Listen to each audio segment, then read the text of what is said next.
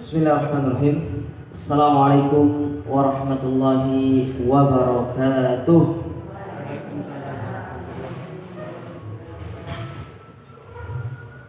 Innal hamdalillah nahmaduhu wa nasta'inuhu wa nastaghfiruh wa na'udzu billahi min shururi anfusina wa min sayyiati a'malina.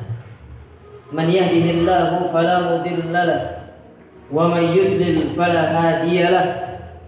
Wa asyhadu an la ilaha illallah wahdahu la syarika lah wa asyhadu anna Muhammadan abduhu wa rasuluh.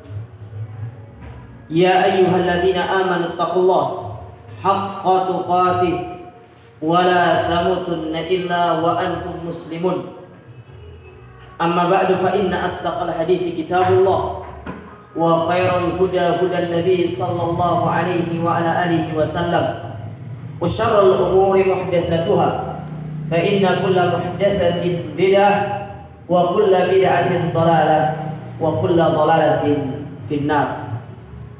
Ma'asyiral muslimin wal muslimat, para ikhwan dan akhwat, para jamaah yang dirahmati dan dimuliakan oleh Allah Subhanahu wa taala. Alhamdulillah, kita bersyukur kepada Allah Azza wa Jalla di mana pada pagi hari yang berbahagia ini dengan izin, taufik, hidayah, inayah serta pertolongan dari Allah Subhanahu wa taala, kita dipertemukan kembali di dalam majelis ilmu yang mulia ini. Setelah kita libur berapa purnama, Bu? Setahun kan? Setahun. Kan kita pindah dari 1442 ke 1443 Hijriah kan? Iya, benar kan? Setahun. Baik, kita kembali dipertemukan dan bisa kita melanjutkan kembali pelajaran kita. Masih kita akan mempelajari terkait tafsir Al-Quran Al-Karim, penjelasan dari ayat-ayat Allah yang mulia. Sedikit saya ingin menyampaikan kenapa kita harus mempelajari Al-Quranul Karim. Karena itulah perintah Allah Ta'ala kepada kita, sebagaimana yang Allah Ta'ala firmankan di dalam Al-Quran, di dalam surat Shad. Dalam surat apa, Bu? Shad. Iya, Shad ya. Baik. Sekarang kita akan mempelajari tafsir surat apa, Bu?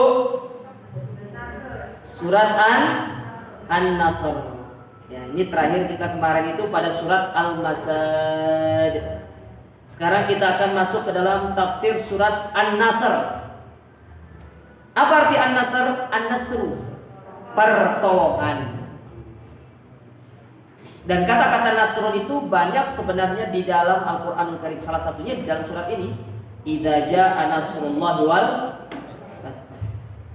Banyak, inna nasrullahi qarib, sesungguhnya pertolongan Allah itu sangat banyak. Nanti Ibu cari nanti. Ya, ada berapa kata-kata An-Nasr dalam Al-Quran itu banyak disebutkan. Salah satunya dalam surat An-Nasr. Baik. Surat An-Nasr ini termasuk ke dalam kategori surat surat apa? Makkiyah atau Madaniyah? Madaniyah. Karena surat ini diturunkan setelah Nabi melakukan apa? Hijrah. Meskipun surat ini diturunkan di mana? Di kota Makkah. Karena hitungan surat itu bukan di kotanya, tapi sebelum dan setelah Nabi berhijrah. Itu sudah saya sebutkan pada pertemuan kapan itu? Pertemuan awal-awal dulu, jangan sampai lupa. Ya, nanti ada ujian tengah semesternya. Hah? Iya, nggak apa-apa ngerpek, tapi ngerpek yang cerdas. Jangan sudah ngerpek salah lagi. Nah, itu sudah kita sebutkan di bab awal dulu ketika kita belajar tentang pengantar ilmu tafsir, betul tidak? Kita sebutkan surat itu pembagiannya ada dua, ada surat Makkiyah, ada surat Madaniyah. Umumnya surat-surat Makkiyah itu berbicara tentang hari kiamat, tentang mukjizat dan tentang keotentikan dari Al-Quran. Berbicara tentang 3 perkara itu. Nah, adapun surat Madaniyah itu secara umum berbicara tentang hukum-hukum syara', hukum-hukum dari satu amal ibadah. Contoh, masalah puasa. Puasa itu diturunkan ketika Nabi sudah berhijrah. Di Mekah sudah ada puasa atau belum? Belum. Kapan Nabi diperintahkan puasa? Ketika Nabi itu berhijrah ke kota Madinah. Paham ya? Baik. Jadi surat An-Nasr itu adalah surat Madaniyah. Surat ini terdiri dari berapa ayat, Bu? Terdiri dari 3 ayat Al-Quran. Baik. Adapun asbabun nuzul dari surat ini, itu para ulama tidak menyebutkan secara rinci asbabun nuzulnya. Namun ada satu riwayat yang dibawakan oleh tolong HP-nya di silent dulu ya. Ya, daripada itu kena marah Ustaz Mubarok besok, saya marahin dulu. Saya sudah bolak-balik dimarahin dulu ketika jadi mahasiswa itu. Ya. Kita sering dimana, Bu? Jadi kalau kelas, tapi sekarang beliau sudah mulai, karena sudah tua, jadi kurang begitu tariknya beliau sekarang itu. Dulu itu kita dimakan sama beliau. Hanya bersyukur ibu-ibu sekarang diajarnya, beliau sudah umur ya mendekati 60-an lah. Baik. Kita kembali ke sini. Disebutkan di dalam kitab Asbabun Nuzul yang ditulis oleh Jalaluddin Abu Abdurrahman As-Suyuti, beliau membawakan sebuah riwayat terkait masalah surat ini, yang mana riwayatnya itu dikeluarkan dari Abdul Razzaq di dalam musannifnya, dari Ma'mar An-Zuhri dari Zuhri. Qala, beliau berkata, lamma dakhala Rasulullah SAW Makkah amul fathi atau amal fathi, tatkala Nabi itu masuk ke kota Mekah pada tahun Al-Fatah, yaitu pada penaklukan kota Mekah. Ba'atha Khalid bin al-Walid faqatala biman ma'ahu sufufa Quraisy bi asfali Makkah. Maka Nabi mengutus Khalid bin Walid untuk memerangi ya orang-orang Quraisy yang mana mereka itu melakukan perlawanan kepada Nabi SAW. Ya, karena ada yang melakukan perlawanan pada waktu itu. Ya, banyak ada juga melakukan perlawanan, di antara juga ada yang kabur. Tidak melakukan perlawanan, ada yang memilih untuk diam, mengangkat senjatanya. Karena memang pada waktu itu sudah tidak bisa lagi ngapa-ngapain mereka. Mereka sudah dari sisi pasukan kalah, dari sisi kekuatan juga kalah. Nabi SAW datang dengan pasukan yang besar untuk membebaskan kota Madinah dari belenggu kesyirikan. Kota Mekah dari belenggu kesyirikan. Ya. Yang mana pada waktu itu juga masih ada seperti Abu Sufyan masih ada di Mekah, kemudian Suhail, Suhail itu juga masih ada, dan juga ada Sofwan. Ya, itu juga masih ada pada waktu itu di Mekah yang belum masuk ke dalam agama Islam. Nah, mereka ini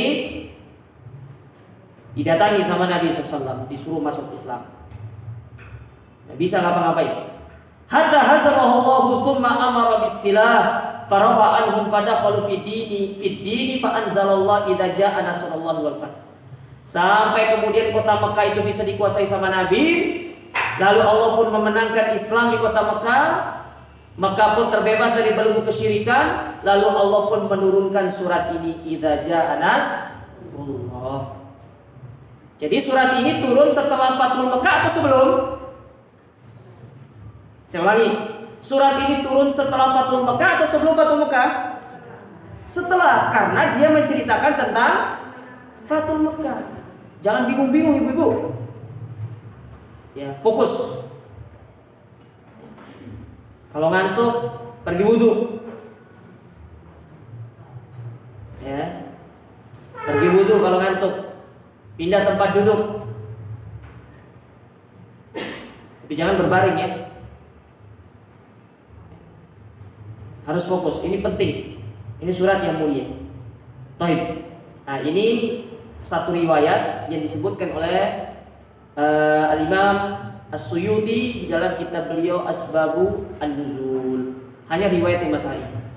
Ya, adapun riwayat-riwayat yang lain maka tidak disebutkan oleh para ulama terkait sebab diturunkan surat yang mulia ini. Baik, sekarang kita akan masuk ke tafsir dari surat ini dan nanti saya akan bacakan satu hadis insyaallah kalau waktunya cukup. Kita kajian sampai jam berapa?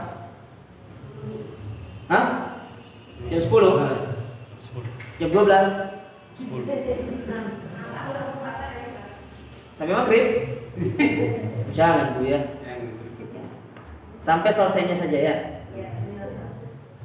Apa yang bisa kita ambil, kita ambil. Ada satu riwayat nanti yang penting terkait masalah surat yang mulia ini. Ya. Nanti akan saya bacakan, semoga waktunya cukup. Baik. Kita baca firman Allah Ta'ala di sini. A'udzu billahi minasyaitonir rajim. Bismillahirrahmanirrahim. Idza jaa nasrullahi wal fath wa ra'aitan nasa yadkhuluna fi dinillahi afwaja fasabbih bihamdi rabbika wastaghfir innahu kana tawwaba. Allah Subhanahu wa taala berfirman, idza jaa nasrullahi wal fath. Apabila, idza itu artinya apabila. Apabila telah datang pertolongan Allah dan al-fath, yaitu kemenangan, pembebasan kota Makkah. Apa maksudnya ayat ini? Dikatakan oleh Syekh Muhammad bin Shalih Al-Utsaimin, al-khitab lin Nabi sallallahu alaihi wasallam. Ayat pertama ini itu lawan bicaranya Nabi. Jadi ayat-ayat yang pertama ini Allah Subhanahu wa taala atau secara umum surat ini itu Nabi Allah mengajak Nabi berbicara secara langsung. Langsung kepada Nabi lawan bicaranya.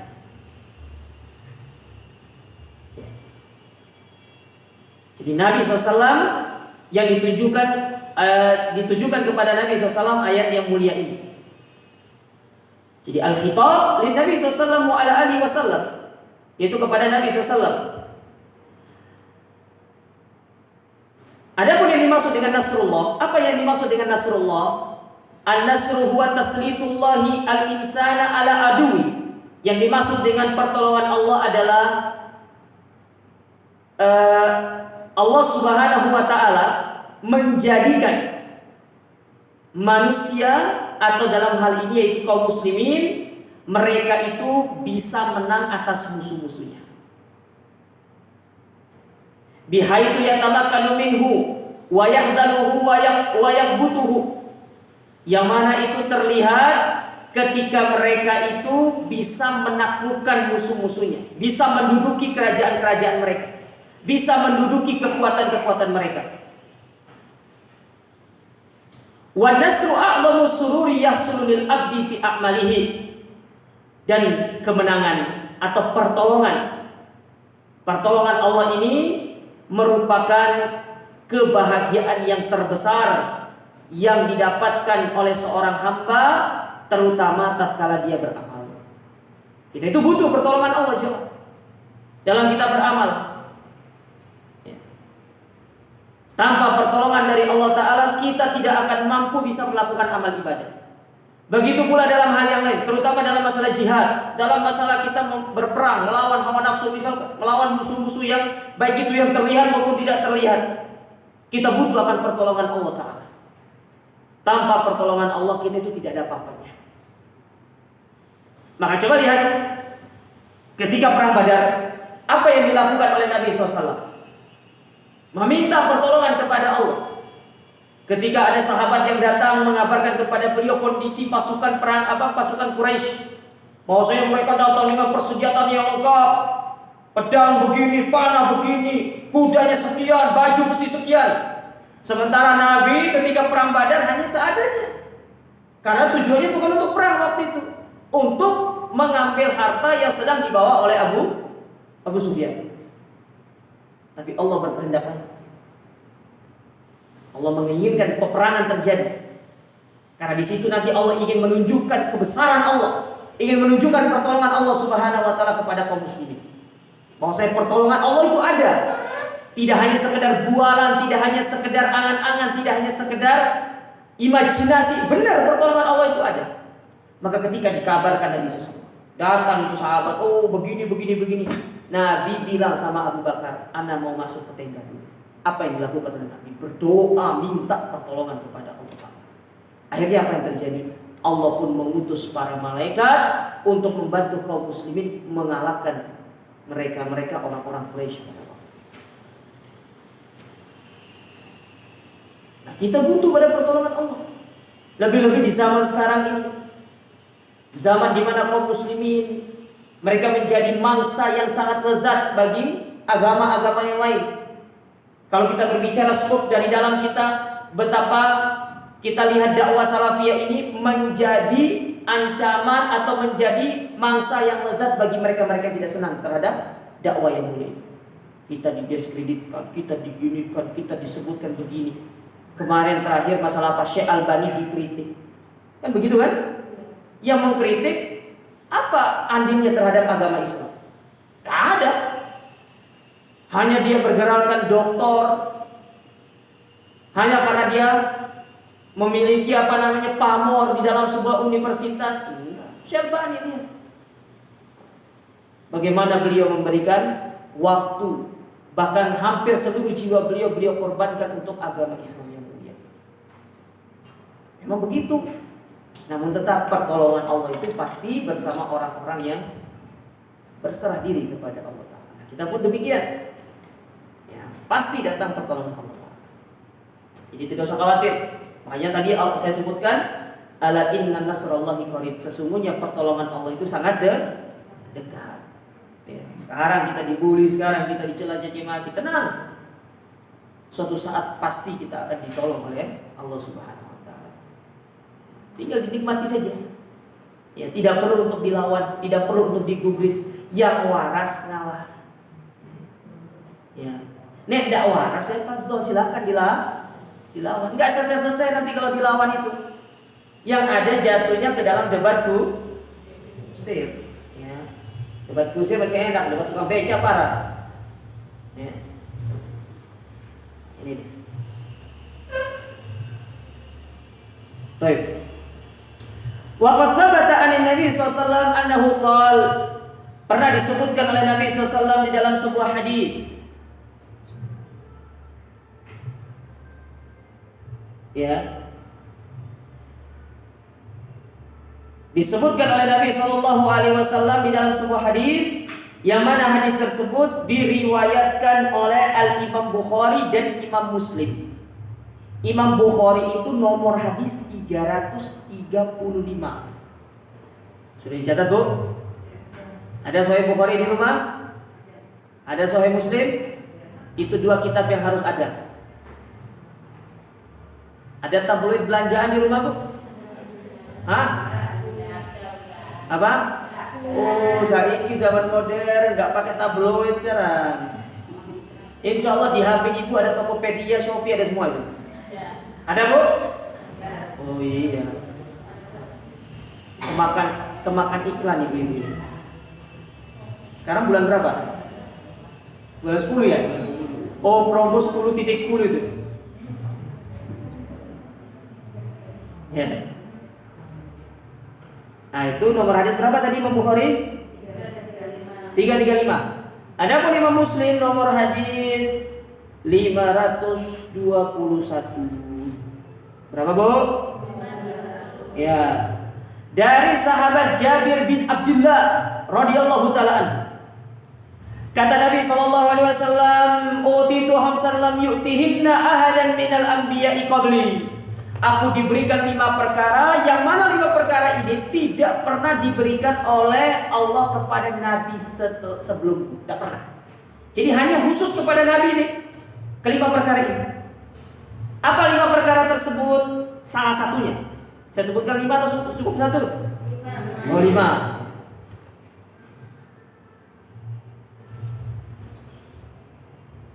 Yang pertama, nusirtu birru'bi masirata syahrin. Aku dimenangkan oleh Allah sebelum perang itu 1 bulan perjalanan. Jadi musuh dengar Nabi mau perang mencret ya. Kita dengar musuh mau perangi kita, kita yang mencret. Kebalik ya. Musuh dengar Nabi mau perang ini, baru ngirim surat saja. Lihat bagaimana ketika Nabi ngirim surat kepada Heraklius. Yang mana surat itu dibawa oleh seorang sahabat yang bernama Abdullah bin Hudzafa As-Sahmi.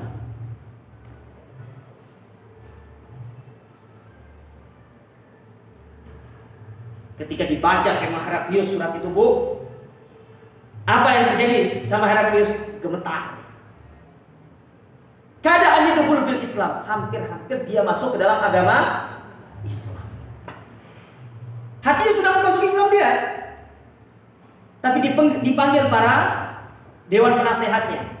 Yang mana penasehatnya Heraklius pada waktu itu berasal dari Vatikan, orang-orang itu, karena memang kan Nasrani kan. Nah, dia ngambil penasehatnya itu dari Vatikannya, dari bukan kerajaan ya, Vatikan itu apa sih sekarang itu? Kan gereja tuh ya.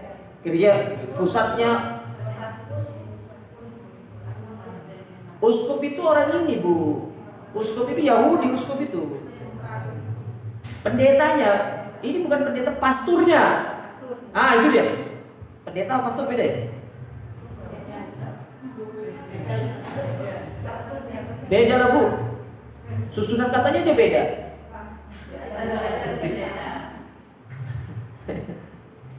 Ya. Dia waktu itu Nasrani, Katolik.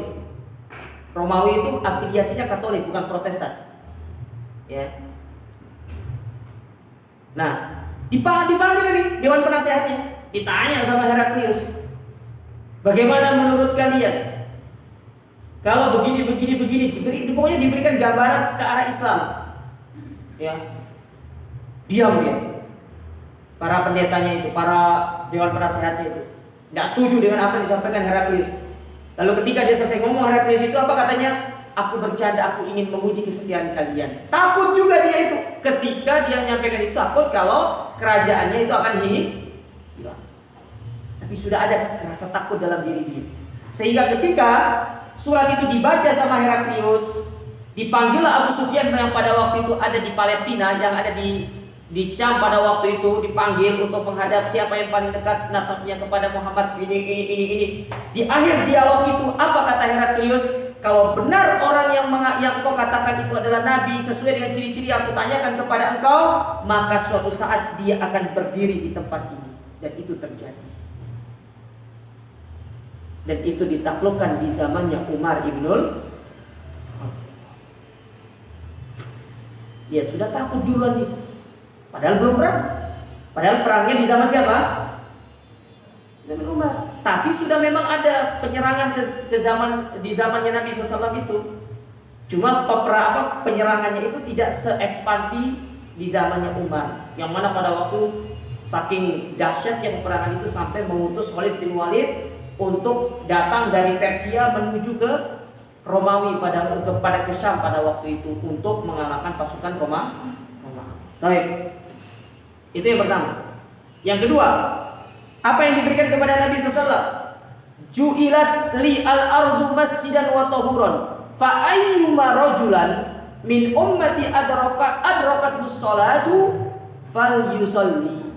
Allah jadikan bumi ini tempat yang suci dan dijadikan sebagai masjid, dimanapun kita mendapati sholat boleh kita sholat, kecuali 2 tempat. Sing siji kuburan, yang lainnya di kamar mandi. Tidak boleh. Tidak boleh sholat di kuburan. Sholat tawaf itu tidak boleh di kuburan. Yang boleh di kuburan itu hanya ziaratul kubur aja. Hanya ziarah, bukan yang lain. Ngalap berkah, apa meneh? Baca Quran. Baca Quran itu bukan untuk orang mati, tapi untuk orang hidup.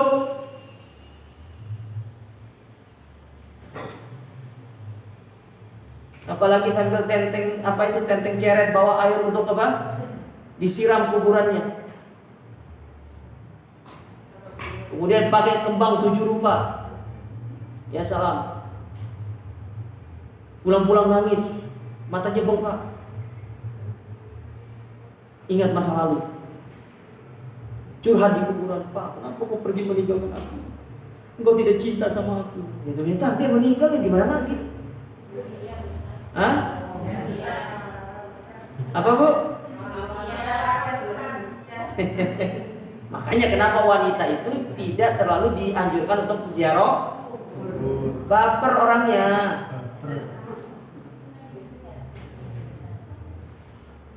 Para wanita itu diberi pilihan. Kalau ingin menikah lagi silakan. Kalau suaminya sudah meninggal ya.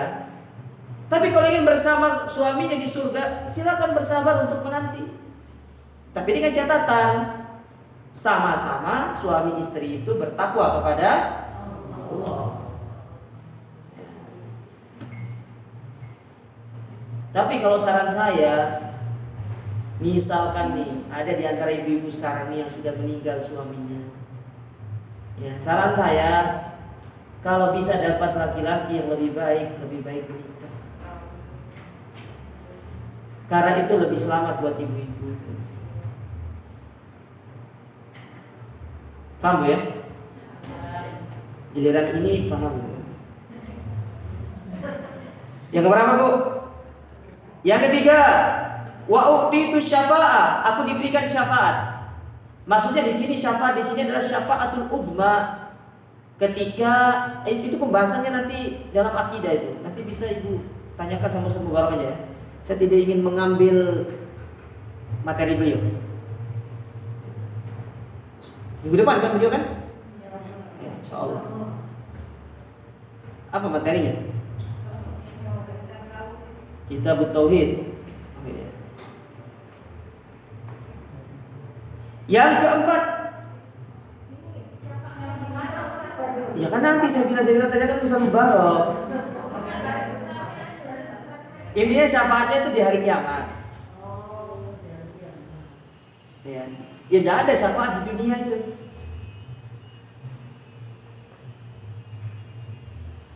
Yang berapa lagi nih? Yang keempat, wa uhillat li al-maghanim, dihalalkan bagiku apa? Ghanimah. Ingat, ghanimah itu kalau terjadi apa? Peperangan, jangan seperti anak pondok. Anak pondok itu lihat barang temannya, oh iki ghanimah iki. Dikirimi makanan sama ibu bapaknya, masuk ke dalam kamar, taruh di lemari. Oh, ghanimah rek. Dari orang teh. Ada nggak anak ibu yang seperti itu? Maksudnya yang sering cerita dimakan sama teman-teman gitu. Ya gitulah teman-teman itu memang gitu di pondok itu. Ya, ghanimah ini entek kabeh. Apalagi kalau lemarinya itu enggak dikunci. Oh ya salam sudah. Ya salam sudah. Nah, itu diantara cerita-cerita pondok seperti itu. Coba tanya sama anak-anak ibu yang sudah pernah mondok. Itu dia. Kadang jangankan itu makanan Bu ya, sabun teman dipakai. Kadang handuk itu dipakai sama mereka itu. Ya. Tapi subhanallah ya, penyakit anak pondok itu jarang yang kena kutu air. Jarang. Hah? Iya. Anak pondok itu subhanallah ya.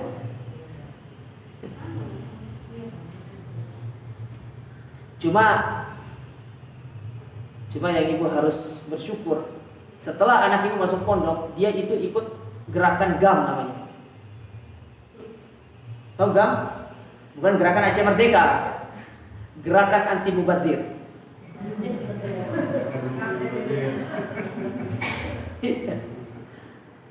Gitu dia. Asal. Baik. Yang kelima. Yang keempat tadi dihalalkan bagiku apa? Ghanimah itu terjadi karena perang ya. Kalau nggak perang nggak ada. Ghanimah itu adalah harta yang kita dapatkan dari musuh. Masuk ke dalamnya itu adalah seperti budak, itu juga bagian daripada ghanimah. Nah, perbudakan itu ada kalau terjadi peperangan. Ya, terjadi peperangan. Dan ingat, budak, saya ingin clearkan masalah budak dulu sedikit. Budak perempuan itu halal untuk digauli oleh tuannya laki-laki, tapi budak laki-laki tidak boleh digauli oleh tuannya yang perempuan tidak boleh. Tapi kalau laki-laki tuannya, budaknya perempuan halal untuk digauli. Kalaupun anaknya misalkan budak itu hamil, melahirkan, maka status anaknya itu merdeka mengikuti bapaknya. Ya. Baik. Sedangkan yang kelima, ya, wa kana Nabi SAW yub'atsu ila qaumihi khassa wa bu'itsu ila nasi amma. Kalau nabi-nabi yang lain itu diutus kepada kaumnya saja. Tapi kalau Nabi Muhammad diutus secara apa? Umum. Makanya Nabi Muhammad itu bukan hanya nabinya orang Arab, tapi juga non-Arab. Bukan hanya meskipun Nabi diturunkan di kota Mekah, diutus di kota Madinah, bukan hanya sekedar di Jazirah Arab saja, tapi kepada seluruh dunia. Dan itu berlaku untuk seluruh syariat. Jadi syariatnya itu kan ada itu sebagian orang yang ngomong untuk apalagi yang nyeleneh itu. Itu jilbab, itu cadar, itu tuh budayanya orang Arab katanya begitu. Oh jelas-jelas Al-Quran itu menurunkan perintah untuk supaya istri Nabi dan wanita kaum muslimat pada waktu itu memakai Saya mau tanya sama ibu, berarti ketika Allah menurunkan ayat tersebut memerintahkan istri Nabi dan para kaum muslimat memakai jilbab, sebelumnya pakai jilbab atau belum? Belum. Berarti jilbab itu budaya Arab atau Islam? Logikanya kemana gitu loh? Kayaknya kurang ngopi itu. Kurang doang ngopi nih. Padahal kalau dibilang orang alim iya, orang cerdas, orang pintar, ngerti syariat juga iya, gelarnya juga profesor, tapi masih pintaran anak Royan. Bukan promosi ya. Betul tidak? Subhanallah. Inilah. Ya. Tapi, nah inilah yang ya sekiranya untuk perlu untuk kita pahami dengan sebaik-baiknya. Baik. Itu tafsir ayat yang pertama. Bahwasanya Nasrullah itu adalah pertolongan Allah untuk dimenangkannya seorang hamba dari musuh. Kemudian Allah Ta'ala berfirman, wa ra'aitan nasa yadkhuluna fi dinillahi afwaja. Dan engkau melihat manusia masuk ke dalam agama Allah afwaja, secara berbondong-bondong. Apa maksudnya ayat ini?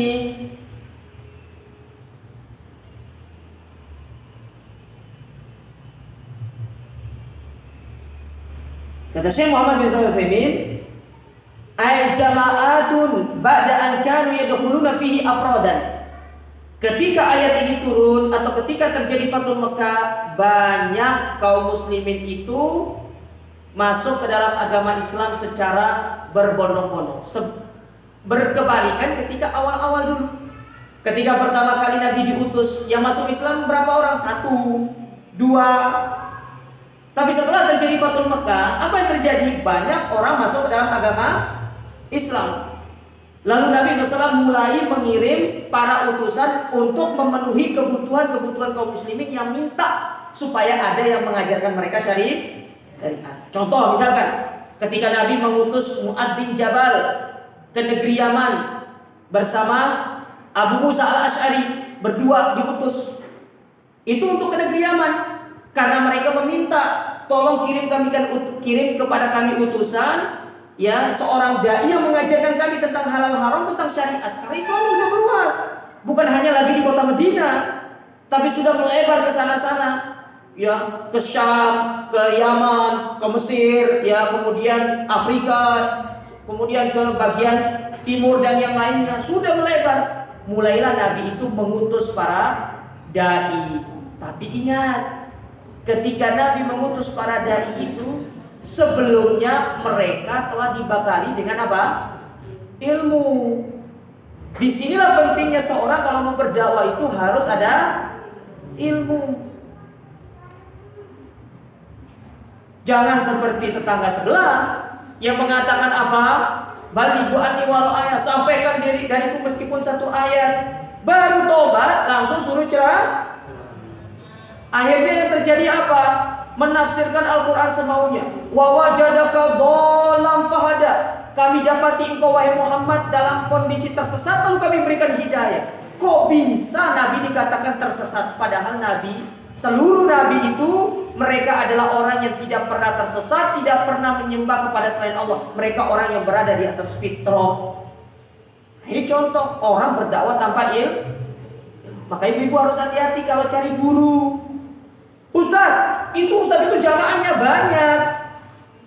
Bukan masalah jamaahnya banyak atau enggak. Dia pantas atau tidak diambil ilmunya, itu dia. Dan yang paling penting ibu-ibu, mengambil ilmu dari seorang ustadz itu juga diperhatikan akhlak dari ustadznya, etika ustadznya.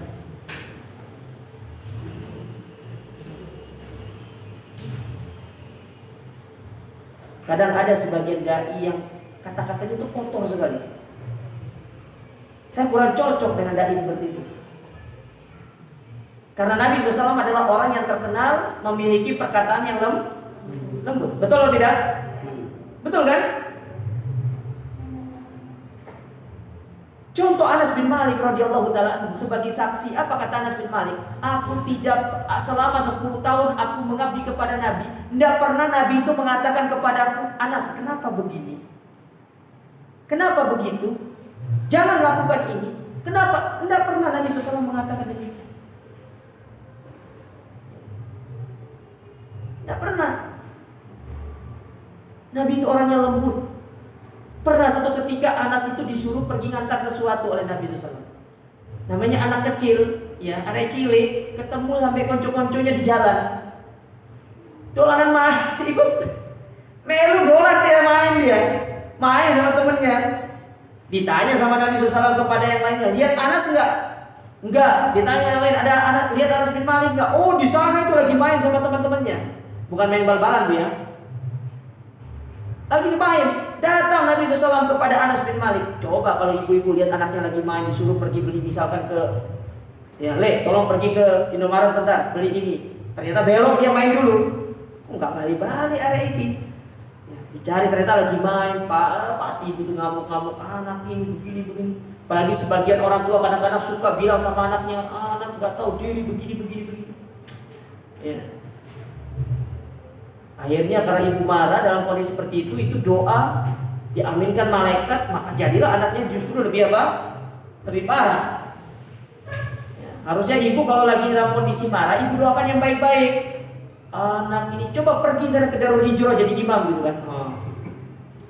Pergi sana ke Mekah sana jadi imam gitu. Pernah dengar kisahnya Syekh Sudes kan? Ya.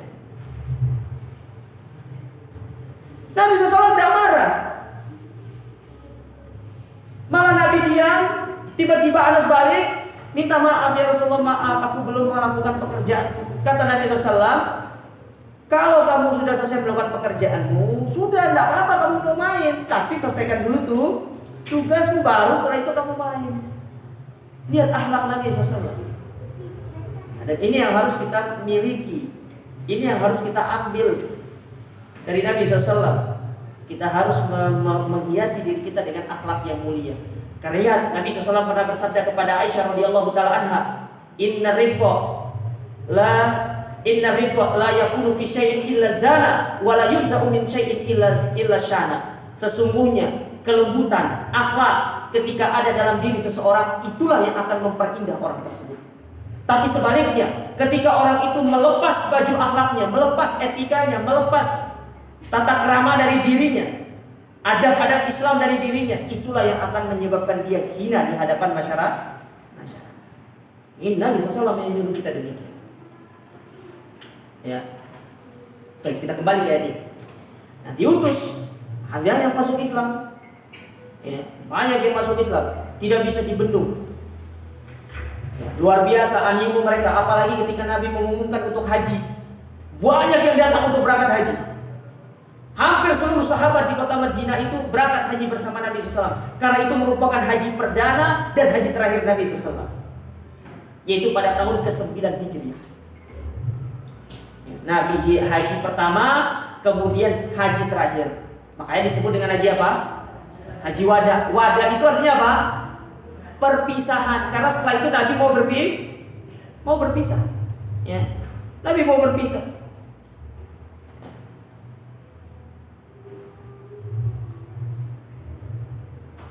Wala yadkhulu fihi al-insanu fi ba'di ahwali illa mukhtafiyan. Dan tidak lagi kita dapati manusia itu masuk ke dalam agama Islam secara sembunyi. Dulu kan harus sembunyi. Bayangkan Bilal saja tidak ditahu masuk Islam oleh siapa? Siapa tuannya Bilal? Hah? Gak tahu ini. Hah? Siapa? Ayo, siapa ayo?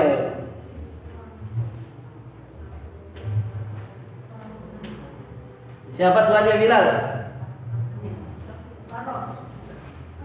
PR sudah itu. Tanya Ustaz Fadlan. Waraqah bin Naufal. Hah? Waraqah itu meninggal sebelum Nabi diutus. Sementara Bilal kan masuk Islam setelah Nabi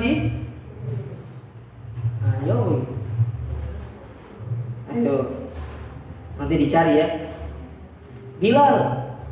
Bayangkan Bilal masuk Islam, enggak tahu sama tuannya. Enggak tahu.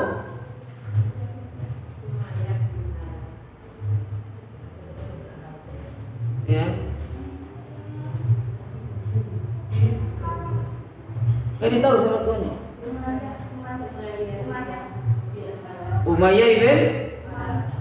Umayyah bin Khalaf. Itu nama tuannya. Umayyah bin Khalaf. Apa kunyanya?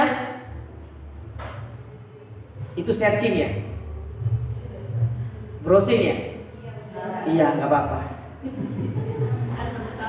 Yang penting ada usaha. Daripada nggak ada sama sekali. Saya minum dulu.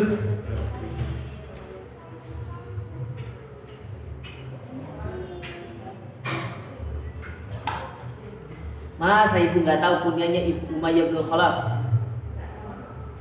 Astaga. Coba di searching, coba dibaca, itu ada. Ada Bu.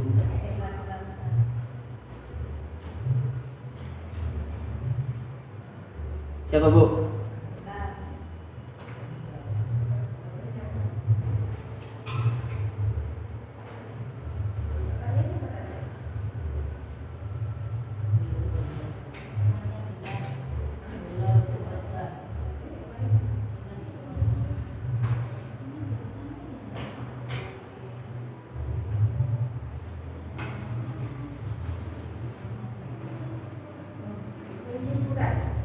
Hah?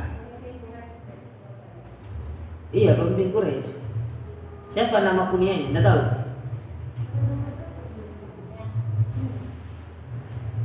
Enggak tahu. PR. Bulan depan saya periksa. Hah? Baik, kita lanjutkan. Sampai mana tadi? Oh iya. Jadi tidak ada lagi yang masuk Islam secara apa? Sembunyi-sembunyi. Saru yadkhuluna fi dinillahi afwaja, tapi mereka masuk ke dalam agama Islam itu secara berbondong-bondong, secara terang-terangan sudah. Ya. Ya. Makanya setelah Fathul Makkah itu banyak datang utusan itu untuk meminta dikirimkan itu dai itu. Akhirnya Nabi mengirim dai itulah. Baik. Lalu Allah Ta'ala berfirman pada ayat terakhir, fasabbih bihamdi rabbika wastaghfir innahu kana tawwaba. Maka bertasbihlah dengan memuji Rabbmu dan memohon ampunlah kepadanya, sesungguhnya Allah itu Maha penerima taubat. Apa maksudnya ayat ini? Ya, kenapa kok disuruh beristighfar? Ya, harusnya kan setelah banyak orang masuk ke dalam agama Islam kan harusnya bersyukur kan? Betul tidak? Tapi kenapa kok disuruh bertasbih, beristighfar? Ya. Maka disebutkan di sini ya,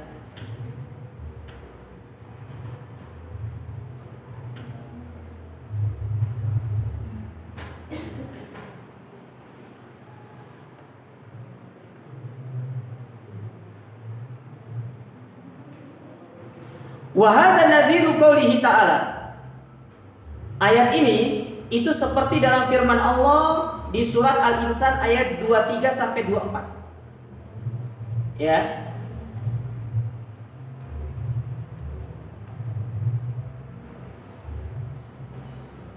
Di mana Allah Ta'ala berfirman, "Inna nahnu nazzalna 'alaikal Qur'ana tanzila." Sesungguhnya kami telah menurunkan Al-Qur'an kepadamu dengan sebenar-benarnya. Fasbir li hukmi rabbik. Maka bersabarlah atas hukum Rabbmu. Ya. Kata Syekh, ayat ini itu semakna dengan surat Al-Insan ayat yang ke-23 sampai 24. Harusnya ketika Allah menurunkan Al-Quran bukan disuruh sabar, harusnya disuruh bersyukur. Sama ketika ada orang masuk Islam, Nabi bukannya malah disuruh bersyukur, tapi justru disuruh untuk apa? Beristighfar. Beristighfar dan memuji atau bertasbih kepada Allah Subhanahu wa Ta'ala. Ya. Maka kata Syekh di sini, ya, kenapa Nabi Shallallahu Alaihi Wasallam diperintahkan untuk bertasbih dan beristighfar kepada Allah? Dikarenakan sebentar lagi beliau akan meninggal dunia. Sebentar lagi beliau akan meninggal dunia. Disuruh untuk banyak bertasbih, disuruh untuk banyak beristighfar kepada Allah. Bayangkan jemaah, Nabi saja disuruh beristighfar, padahal dosa-dosanya Nabi telah diampuni. Ya. Dosa Nabi telah diampuni kan, betul tidak? Tapi tetap disuruh apa? Beristighfar. Terus bagaimana dengan kita yang dosa-dosanya itu belum tentu diampuni sama Allah Ta'ala? Ya. Bagaimana dengan kita? Maka kita harus lebih utama untuk beristighfar kepada Allah Subhanahu wa Ta'ala. Ya.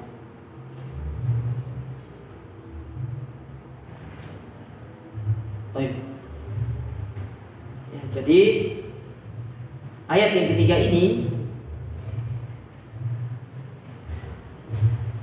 Allah perintahkan kepada Nabi SAW untuk bertasbih dan beristighfar sebagai pertanda bahwasanya beliau itu akan meninggal dunia sebentar lagi. Baik. Saya ingin membacakan satu riwayat para jamaah sekalian terkait surat yang mulia ini. Ya. Terkait surat yang mulia ini, di mana kisah ini itu terjadi di zamannya Umar ibn Khattab. Terjadi di zaman siapa? Umar ibn Khattab radhiyallahu taala. Kisah ini dibawakan oleh Imam Al-Bukhari di dalam Sahih beliau dan juga oleh Imam Muslim. Kalau Imam Bukhari itu nomor hadis 4968. Berapa Ibu? 4968. Sedangkan Sahih Muslim nomor hadis ada 217 217 dan 484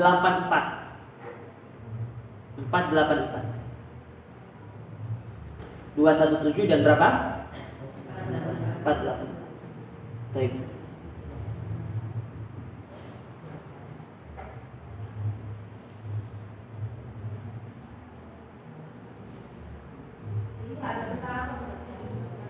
Hah?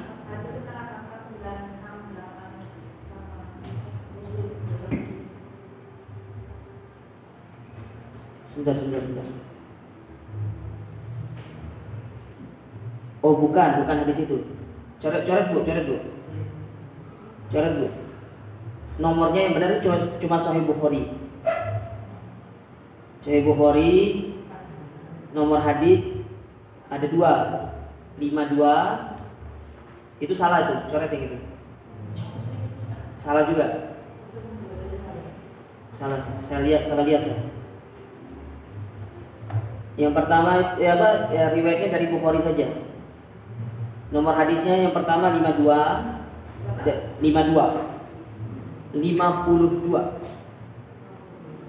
Sedangkan yang kedua nomor hadisnya itu 4294. Berapa? 4294. Ya.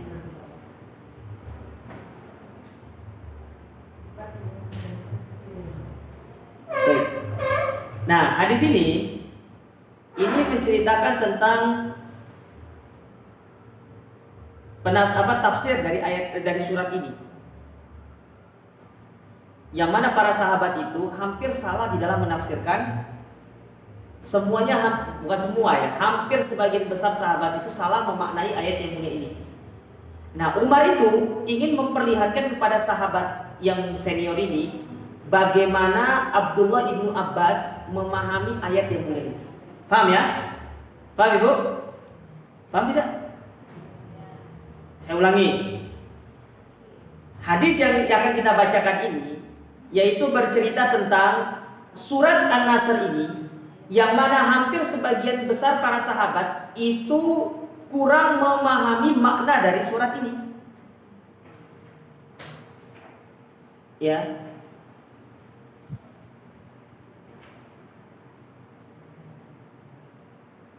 Berbeda dengan Abdullah ibnu Abbas, yang mana Abdullah ibnu Abbas yang Nabi doakan supaya beliau itu menjadi orang yang paling paham Al-Quran, justru memahami surat ini itu berkebalikan dengan yang dipahami oleh para sahabat yang lainnya. Paham ya? Nah, saya bacakan hadisnya.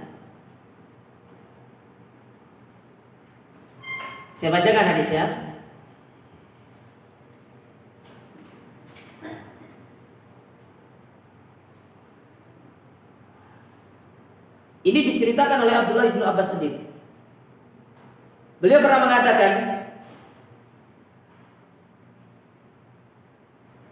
"Fajama'a kibarul muhajirin wal ansar fi yaumin minal ayyam."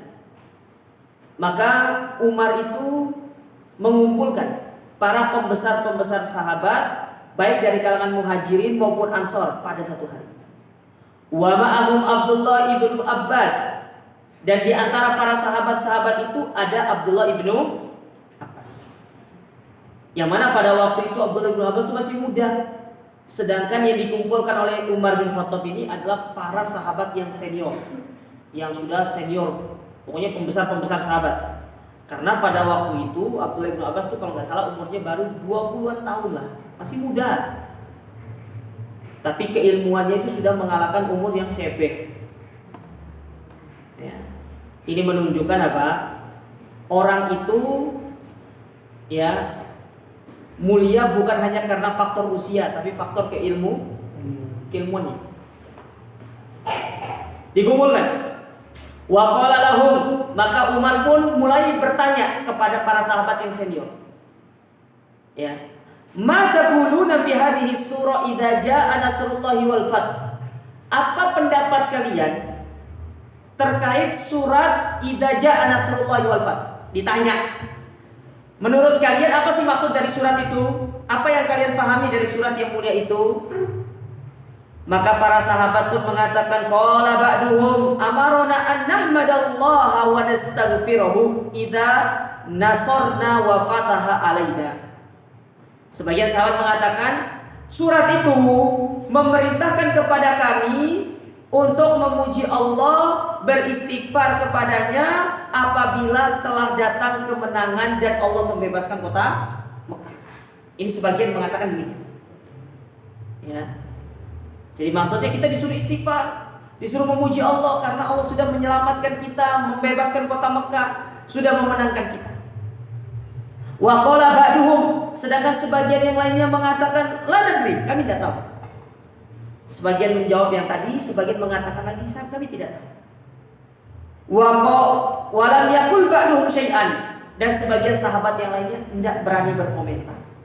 Jadi ada 3 orang, ada 3 apa? 3 kelompok. Kelompok yang pertama menjawab tadi, kita diperintahkan beristighfar, diperintahkan memuji Allah karena kita sudah dimenangkan, sudah dimasukkan ke dalam agama Islam. Kota Mekah dibebaskan dari belenggu kesyirikan. Sedangkan golongan kedua mengatakan kami tidak tahu. Adapun golongan yang ketiga, mereka memilih untuk diam, tidak mengeluarkan komentar. Faqala, maka Umar pun mengatakan, "Mada taqulu ya Ibnu Abbas?" Wahai Ibnu Abbas, apa pendapat? Apakah pendapatmu sama dengan mereka? Ya. Apakah yang ingin kau sampaikan itu seperti yang disampaikan oleh kelompok yang pertama tadi? Bahwa surat ini menyuruh kita untuk beristighfar, memuji Allah Ta'ala? Maka apa jawaban Abdullah ibnu Abbas? Ya Amirul Mukminin, wahai Amirul Mukminin, huwa ajalu Rasulullah sallallahu alaihi wasallam a'lamahu Allahu lah. Surat itu berbicara tentang ajalnya siapa? Ajalnya Rasul. Ajalnya Rasul. Karena rentetannya kan dari selesai Fathul Mekah pada tahun ke-9 Hijriah, kemudian Nabi pada tahun ke-8 Hijriah, kemudian Nabi pun pergi untuk melakukan haji pada tahun 9 Hijriah. Sepulang Nabi melakukan haji, Nabi betul tidak? Apakah setelah itu turun surat lagi? Enggak, ingat, Ibu catat. Surat terakhir turun di dalam Al-Quran itu surat An-Nasr. Tapi ayat terakhir yang turun ayat di dalam surat Al-Maidah ayat yang berapa? Ayat 3. Bedakan ya. Bedakan, saya ulangi. Surat yang terakhir turun dari Al-Quran surat apa? An-Nasr. Karena setelah itu ada surat yang secara utuh itu turun, tidak ada lagi. Hanya surat An-Nasr saja terakhir. Adapun ayat yang terakhir turun di dalam Al-Quran ayat apa? Al-Maidah ayat berapa? Ayat 3. Dan itu turun kapan? Ketika Nabi sedang berkhutbah di padang Arafah. Paham sekarang ibu-ibu? Paham tidak? Saya tanya ulang biar lebih mantap. Ayat yang terakhir turun ayat apa? Nah, saya baru balik ke pertanyaannya ini. Ulang. Pertanyaan saya, surat yang terakhir turun dalam Al-Quran surat apa? Surat An-Nasr. Sedangkan ayat yang terakhir turun ayat apa? Al-Maidah ayat 3. Setelah itu tidak ada lagi. Tidak ada lagi. Setelah surat itu turun, Nabi pulang ke Madinah untuk persiapan melakukan haji. Berangkat haji bersama para sahabat. Turunlah surat Al-Maidah ayat 3. Setelah itu apa yang terjadi? Nabi pulang sakit. Tidak ada lagi. Makanya Nabi kata Abdullah bin Abbas, surat itu menunjukkan tentang apa? Ajalnya Nabi. Maka Umar pun mengatakan menimpali perkataannya Abdullah ibnu Abbas tadi, wallahi ma a'lamu minha illa ma ta'lamu. Demi Allah tidak ada yang paling mengetahui tentang Al-Quran melainkan dirimu. Sampai Umar itu tidak percaya tentang ayat tersebut, surat itu. Ternyata itu maksud dari surat An-Nasr. Kan orang selalu fokusnya apa? Pada akhir suratnya kan? Kita disuruh istighfar, kita disuruh memuji Allah. Karena di situ, coba ibu lihat ya. Di situ disuruh istighfar, disuruh untuk memuji Nabi SAW. Padahal kalau ibu perhatikan ayat itu yang diperintahkan siapa? Nabi, karena di situ hanya satu orang. Fasabbih bihamdi rabbik. Pakai K. Yang mana K itu adalah anta, kamu. Berarti Allah itu berbicara langsung kepada siapa? Kepada Rasul. Paham gak maksud saya? Paham tidak? Kalau belajar bahasa Arab pasti ngerti. Ya. Di situ K dipakai, tidak menggunakan kum atau tidak menggunakan bentuk jamak, tapi hanya satu. Berarti ayat ini secara khusus ingin Allah tujukan kepada siapa? Rasul, ingin ngabarin, ya mulai dari sekarang bertasbihlah, pujilah Allah, beristighfar atas dosa-dosamu. Allah Maha penerima taubat. Karena sebentar lagi engkau akan apa? meninggal dunia. Karena kalau sudah bebas kota Mekah, apalagi mau disampaikan? Nggak ada lagi kan? Tugasnya Nabi itu menyampaikan syariat secara sempurna. Kalau sudah tidak ada syariat yang disampaikan, apakah akan lanjut atau tidak? Tidak, meninggal sudah. Makanya ketika dalam kondisi sakaratul maut, Nabi itu disuruh pilih oleh Allah Ta'ala, engkau hidup selamanya di dunia atau ar-rafiq al-a'la. Nabi memilih, aku ingin bersama teman-temanku yang ada di langit. Itu paham tidak? Mengerti? Mengerti tidak? Jangan ngantuk loh Bu. Sambil makan nggak apa-apa. Hah? Baper?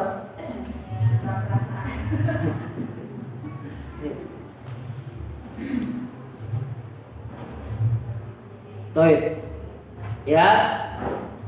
Nah, fatabayyana bidzalika fadlu Ibni Abbasin wa tamayyuzihi wa anna indahu minadz dzaka'i wal ma'rifah bi muradillahi azza wajalla. Maka dari sini ya terlihat sudah kecerdasan dari Abdullah ibnu Abbas. Dan semua itu tidak lain dan tidak bukan melainkan doa Nabi SAW kepada Abdullah bin Abbas. Allahumma faqihu fid din wa 'allimhu ta'wil. Ya Allah, ajarkan kepada ini tentang agama dan pahamkan dia tentang tafsir Al-Qur'an. Makanya kalau ibu baca tafsir Ibnu Katsir, paling banyak perkataan dinukil oleh Ibnu Katsir itu adalah perkataan Ibnu Abbas. Paling banyak. Hampir setiap ayat itu ada perkataan Abdullah bin Abbas dinukil sama Ibnu Katsir. Karena beliau adalah habru hadhil ummah. Beliau adalah penanya umat ini. Semua orang butuh kepada tafsirnya Ibnu Abbas. Nah, itu dia. Jadi surat ini pada hakikatnya berbicara tentang apa? Ajalnya Rasulullah. Paham ya? Tapi ini yang mungkin bisa kita ambil pada kesempatan yang berbahagia ini. Insyaallah pada pertemuan berikutnya kita akan masuk dalam surat apa? Surat Al-Kafirun. Yang mana Al-Kafirun itu artinya orang-orang